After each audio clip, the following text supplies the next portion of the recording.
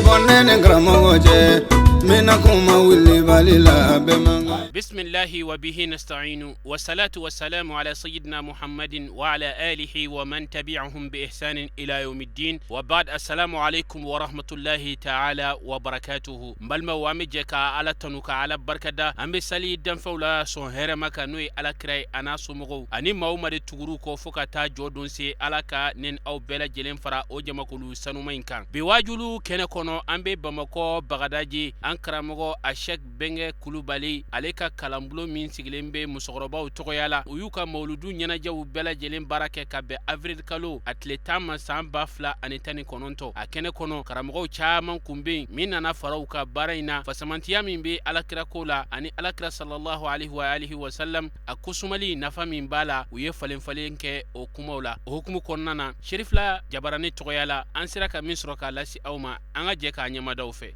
Muhammadin wa ala ali sayyidina Muhammad wa sallim ne ye ni fɔ Allah subhanahu wa ta'ala yɛrɛ bɛ nin fɔ e kan ayiwa ala de ko ten a ye ni salatu k'an ma wajibi ye a y'a k'an ma ka da mun kama Muhammadu kanu kosɔn Bashiru Naziru kanu kosɔn Zamzamiyu kanu kosɔn Hashimiyu kanu kosɔn Madaniyu kanu kosɔn Makiyu kanu kosɔn o kuma Allah subhanahu wa ta'ala a ye kira bonya a y'a kanu a nana wele ko ya ayuhan nabi ya ne ala ka nabi ma ya ayuhal mudassir ya e min birile me birfin na ko fa anzir wili ka ala tafo iki ga fini ko e ka ta ala tafo aywa o kuma la Allah subhanahu wa ta'ala abina wele tuguni Muhammadullah ni cidiya kanu ye ani nabi nyumaya kanu ye abina mu fo ma kana Muhammadun aba ahadin min ar-rijal aywa sabana alhamdulillahi rabbil alamin Muhammadu rasulullah sallallahu alaihi wasallam abino defo ananina abina mufo wa amanu bima unzila ala Muhammadin wa huwa alhaq ko min jigina Muhammadu ka ni Muhammadu nano fonye ko de tiye de ibe civilisation yɛrɛ dɔn wa silamɛya de yoyi awo émancipation égalité silamɛya de do ka maaw kɛ kelen ka différence bɔ ani ɲɔgɔn cɛ silamɛya de y'o kɛ o dalilu ye mun ye an ka hadisaw kɔnɔna na ala kira alayhi salam ko aw la mɔgɔ sɔn hɛrɛ ma ko de ye mɔgɔ ye mɔgɔ min y'a ɲini k'ale kuranɛ dɔn n'i ye kuranɛ dɔn i civilisera koyi a tilala ka mun fɔ inna allaha la yanzuru ila qulubikum walakin ila a'malikum ala ta aw lajɛ k'i cɛ ka ɲi dɛ ko nin bɛ ni ran social la ala t'i lajɛ o la dɛ a bɛ i ka baara ni dusukun de lajɛ Allah subhanahu wa ta'ala b'o de lajɛ k'a lajɛ e dusukun ka ɲi fininkolonin b'e la inna akramakum indallahi atqakum aw la mɔgɔ sɔn hɛrɛ ma aw la mɔgɔ ɲɛnama ala fɛ o de maa min bɛ siran ala ɲɛ n'o tigi n'i ye kuranɛ dɔn ala i kɛra ala ka mɔgɔ ɲɛnama ye i kɛra ala fɛ maa ba ye nka n ye minisiri ye n bɛ ni aran social la ala t'o lajɛ dɛ n ye ɲɛda maki ye n bɛ ni fini don ni fini da ka gɛlɛn ala t'o lajɛ ala bɛ dusukun de lajɛ o dusukun lajɛ o kuranɛ jiginna jɔnni kan o jiginna Muhammadu rasulullah sallallahu alaihi wasallam o de ye tiɲɛ o de ye tiɲɛ n'i y'o minɛ ayiwa i kisira n'i m'o minɛ ayiwa i bɛ taa taasira dɔ in fɛ ala k'an kisi o fɛ ala k'an kisi o ma o kuma la taasira ye taasira joli ye i ma shakira wa i ma kafura i ka kɛ kafiri ou bien i ka kɛ silamɛ o kuma la an bɛna solatu la solatu de kɔrɔ ye ko kisi cogo di k'i don alijinɛ kɔnɔ k'i kisi fo ka t'i kisi alijinɛ kɔnɔ ka t'i don alijinɛ kɔnɔ o de la an b'a fɔ ko ala ka kisi ni nɛɛma kɛ kira Muhammadu kan ni kisi ni nɛɛma ne e y'o fɔ ala ko ten ko ale y'an yamaruya an ka solatu kɛ ya ayyuhal lezina amanu sallu alayhi wa sallimu taslima ala ko ten k'an ka solatu kɛ kira kan ko ya aw mɔgɔ limaniyalen kira nana mun fɔ an ye man salla alayhi marra sallallahu alayhi ashara marra ko ni mɔgɔ min ye solatu siɲɛ kelen k'ale kan ko ala bɛ siɲɛ 10 k'i kan ni ala ye siɲɛ 10 k'i kan o t'i kisilen ye wa ne kumakan tɛ kuranɛ kumakan don ani kira Muhammadu allazi la tantiqu anil hawa in huwa illa wahyun yuha kira min o tɛ kuma lankolon bɔ a da fɔ ni ala ye kuma min don a da ala kira muhamadu ka kumakan bɛɛ ye lakika de ye n'i y'o wuli ayiwa i b'i ta yɔrɔ ɲini ala terikɛ de don ala k'an ni sababa bɛn alhamdulilahi rabbil alamin wagati min dira ma waati in sera anw man ka kuma jama in na yan mais ko n'a taabolo don an karamɔgɔ a n'a ɲɛmaga n'o ye bɛnkɛ kulubali ye a ka ci bɛ yen ko k'a lase ko ka silamɛ jama bɛɛ fo k'a ka kalanden bɛɛ lajɛlen fo ko ka serifula mɔgɔw fo ko n kana ɲinɛ gidi yɛrɛ kɔ muhamadu yɛrɛ n'o ye an ka belebele seyidi sɛk usman madan hayidara ko k'a yɛrɛ fo alhamdulillahi rabbil alamin wa salatu wa salamu ala rasulillah muhammadu assalamu alaikum wa rahmatullahi wa barakatuh wa alaikum salam wa rahmatullahi wa barakatuh assalamu ani bɛɛ lajɛlen an y'an bɛɛ kanu ni ala ka kisi ani ala ka hinɛ ani ala ka barika ka ɲini allahu subhanahu wa ta'ala fɛ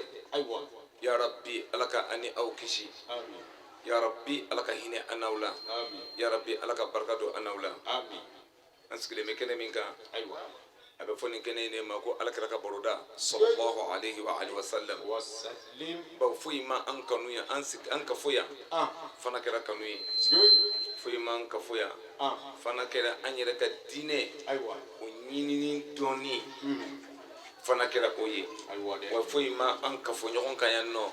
fana kɛra alakira sallallahu alaihi wa alihi wa sallam kira yɛrɛ dɔɔni ye ani kira jogo dɔɔni ye ana y'an yamura ni fɛn minnu kɛli ye ani ana y'an fata ni ka bɔ fɛn minnu kɛli ma o la alakira mantonw k'a ɲini aw fɛ nin waati ninnu kɔnɔ ni ne kan ka caya dugukolo sanfɛ kuma bɛɛ lajɛlen na kira ye jɔnni ye a fa ye jɔnni ye a ba ye jɔnni ye kira mɔkɛ ye jɔnni ye den joli tun bɛ alakira bolo muso joli tun bɛ alakira bolo alakira yɛrɛ ka kiraya kɔnɔna na yan'a ka kɛ kira ye a kɛra kira ye a si san joli a ye san joli kɛ kiraya kɔnɔna na kira yɛrɛ ye san joli balo a ka ɲɛnamaya kɔnɔna na wallahi nin dɔɔni de wajibiyalen don silamɛ den kelen kelen bɛɛ lajɛlen kan i bɛ silamɛ du de ta i bɛ silamɛ du de ta ka silamɛ du bɛɛ lajɛlen ci ɲɔgɔn na wallahi n'i ye du kelen ta k'a kɔnɔna na maa 100 bɛ so kɔnɔ n'ala ma farati maa 90 tɛ nin dɔn maa 90 tɛ nin dɔn alors que nin de ye silamɛya ka kunkɔrɔta ani silamɛya ka waso ye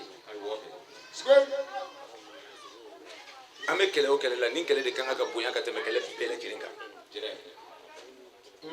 kuma bɛ faamu wa maa k'i hakili to o la kosɛbɛ nin kɛlɛ de kan ka gɛlɛya ka tɛmɛ nin dɔɔni dɛ alakira mantonw denw den kan ka nin dɔn ka alakira yɛrɛ ka histoire dɔn ka tɛmɛ histoire bɛɛ lajɛlen kan ni de wajibiyalen don ka tɛmɛ fɛn bɛɛ lajɛlen kan fɔlɔ bawo silamɛya jugu bɛ se k'a tulonkɛ i la ni fɛn min ye nin don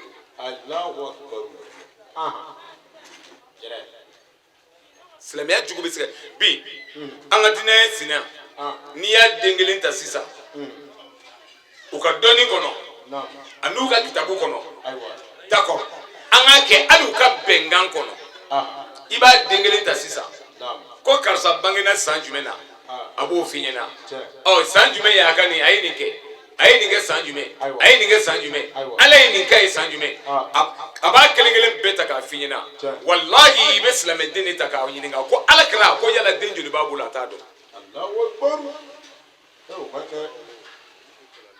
kuma bɛ faamu wa kira denmuso ye joli ye silamɛ den de t'o dɔn kira denkɛ ye joli ye silamɛ den de t'o dɔn ayiwa denmuso min b'a bolo o joli hakɛ in a kelen kelen tɔgɔ ye di anw silamɛ denw de t'o dɔn denkɛ minnu b'a bolo o kelen kelen tɔgɔ ye di anw t'o dɔn vraiment aw yɛrɛ ka kuma kuma bɛ faamu wa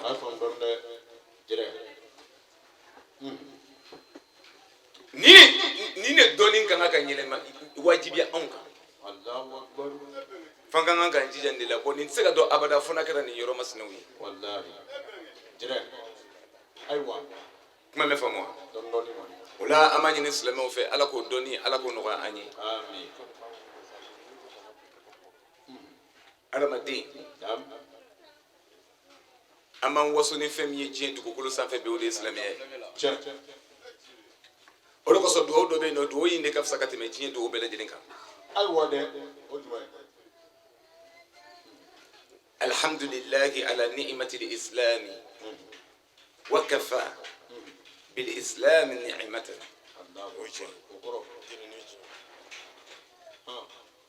Ala i ni ce masa min ye ne kɛ silamɛ ye e ye nɛɛma min di ne ma n'o ye silamɛya nɛɛma ye Ala ni ce Ala kɛra mantun kelen kelen bɛɛ lajɛlen Ala ye diɲɛ matigɛ don o don da maa kan ka nin kɛ ka Ala barika da alhamdulillah ala ni'mati al-islam wa kafa bil islam ni'matan silamɛya de y'an bɔ baganya la silamɛya de y'a yira an na k'a fɔ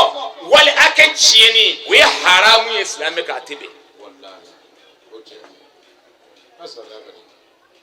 silamɛya de y'a fɔ an ɲɛna an ka furu kɛ ni furu kɛra o de bɛ muso kɛ halala ye cɛ ye wa den k'i waso den o den b'a disi gosi du kɔnɔ ko ne ye halala den ye walahi i kan ka k'i fa n'i ba barika da silamɛya de nana ka na nin d'an bɛɛ ma ka n'i maa ɲɔgɔn tɔɲɔ ka n'i maa ɲɔgɔn juguya ni Ala ye hɛrɛ k'i ye silamɛya de y'a wajibiya i yɛrɛ kan ko nin y'i ka hɛrɛ ye dɛ nka ni nin nafolo in ye nin hakɛ in k'i bolo k'i ka nin dɔɔni tigɛ ka bɔ a la i ka taa kɛ ka i silamɛ ɲɔgɔn fantan dɛmɛ n'a ye alhamdulillahi ala ni'mati al-islam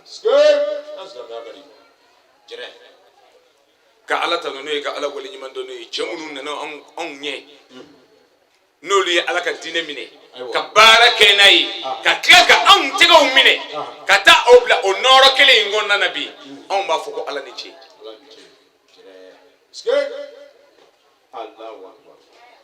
o de kosɔn ne Ala bɛ fɛn fɛn di jɔn ma a fɔ ko Ala ka kɛ fɛn barikama ye Allahumma anzilni munzilan mubarakan haythu ma kuntu Ala ni bɛ fɛn o fɛn di ne ma diɲɛ dugukolo sanfɛ Ala kɛ fɛn barikama ye wa barikama fɛn foyi tɛ tɛmɛ diɲɛ dugukolo sanfɛ Ala ye maa min sɔn silamɛya dɔɔni na n bɛ silamɛya kɔnɔ ani n ye silamɛ ye kelen tɛ kuma bɛ faamu wa ni y'an ka diinɛ kitabu yɛrɛ jateminɛ ka na a ko adamaden jogo 13 bɛ yen nɔ ni nin jogo 13 in Ala ye jɔn bɛɛ yamaruya n'a ye ni nin wajibiyalen tɛ maa o maa la diɲɛ dugukolo sanfɛ kan'a fɔ k'i ka silamɛya ye silamɛya sahale a k'a fɔlɔ ye jumɛn ye tasihihul imani k'i ka silamɛya tɛ ɲɛ fiyewu fo ka taa sɔrɔ don o don e yɛrɛ silamɛkɛ kelen don k'i ka limaniya k'a jɛya don o don e ka limaniya jɛyalen don don o don e ka limaniya jɛyalen don don o don fo ka na i kun na k'a fɔ ko limaniya jidilen don bi ka tɛmɛ kunun kan i bɛ fɛn min kɛ Alahu Ta'ala ye i ka jɔ o la nka i bɛ kɛ fɛn min kɛ diɲɛ kɔnɔ ɲaga n'a ye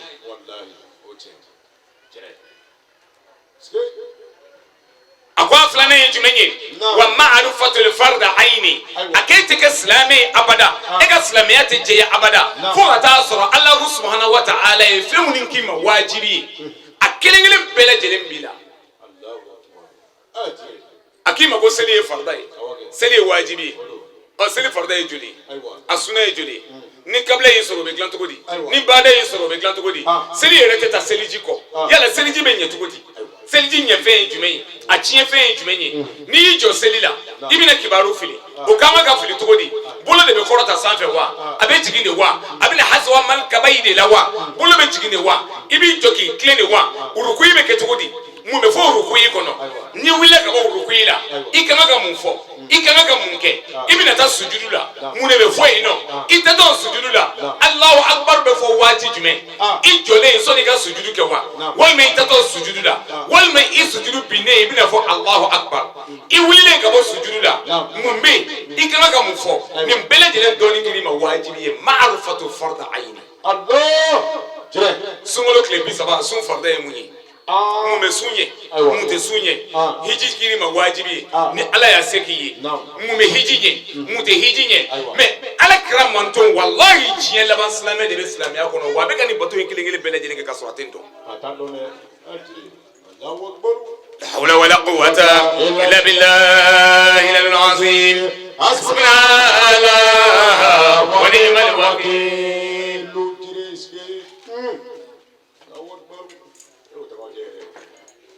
أقوى سبحانه يجمع التوبة إلى الله يعني التوبة إلى الله ako adamaden ka silamɛya tɛ jɛya fiyewu fo don o don i ka tuubi ka segin Allahu ta'ala ma.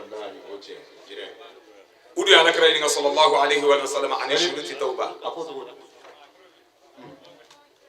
adamaden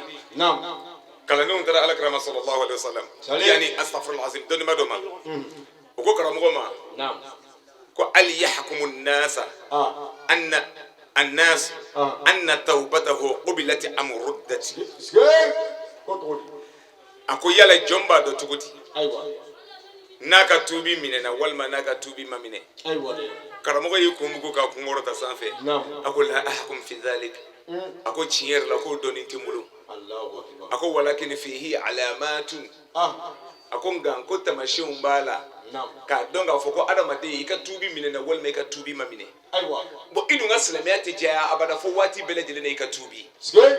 tuubi bɛ kɛ da de la wa walima tuubi bɛ kɛ kɛɲɛ de la wa walima tuubi bɛ kɛ kɛwale de la wa non adamaden i sigi ko lamɛn o y'a sɔrɔ kira ko an ma cogo di a ko الندم على ما فات والنية أن لا يعود إلى ذنب فيما بقي من أمره وأدمدين النمسا واتي بلا جلنا يكجر مقرولا ni maa o maa a tɛ ka nimisa ka jurumu na wallahi a bila i kunna k'a fɔ k'i ka tubi ma minɛ e y'i bolo kɔrɔta ala ne ka jɛnɛya kɔrɔ ala ne ka jɛnɛya kɔrɔ bi i fɛrɛla jɛnɛya ma i tilala k'o kɛ tuguni ala ne ka gulɔmin kɔrɔ bi e fɛrɛla o ma i y'o kɛ tuguni ala yafa ma ala yafa ma ala yafa ma ala hinɛ an na ala an sɔn so papiye b'i bolo ala nin k'i ma ko a kelen ye haramu ye a dɔrɔmɛ kelen ye a jurumu min b'a fɔ maa min jɛra a ba fɛ siɲɛ 70 alikaba kɔnɔ i bɛ ka ala wele jurumu dɔ la ko ala ne ye gulɔ min ko ala ko yafa ma o y'a sɔrɔ so b'i bolo i bɛ k'o bon kɛrɛfɛ ala ne ye jɛnɛya min kɛ yafa ma o y'a sɔrɔ i bɛ ka dɔ hasida i bɛ ka dɔ juguya kɛrɛfɛ est-ce que tubi minɛna n bɛ segin min na karamɔgɔ fɛ yen a ko tamasiyɛn jumɛn bɛ a la an yara nafsahu fo tubi jɔn yɛrɛ k'a yɛrɛ kun ye k'a ye k'a fɔ ale tun bɛ baara mun na diɲɛ dugukolo sanfɛ waati min na n'a nimisala ka segin Alahu subhanahu wa ta'ala ma bi o kɛra maasumu de y'ale ma n'a hakili jiginna la f'a jaabi tigɛ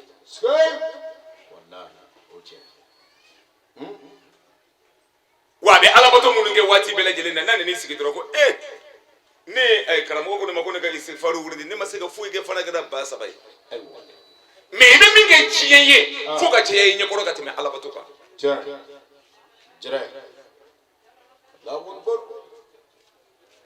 kuma mɛ faamu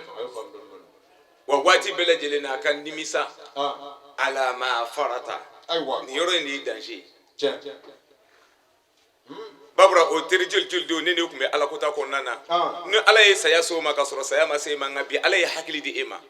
a fɔ alhamdulilahi rabbil alamin silamɛw a ye na n ka segin Alahu subhanahu wa ta'ala ma dugawu kɛ sirifilɛ ye a ye dugawu kɛ sirifilɛ ye ni mazhabu an ka ahli sufiya n'a dɛmɛbaa b'a la diɲɛ kɔnɔ bi ni lasebaa b'a la diɲɛ kɔnɔ bi sirifila don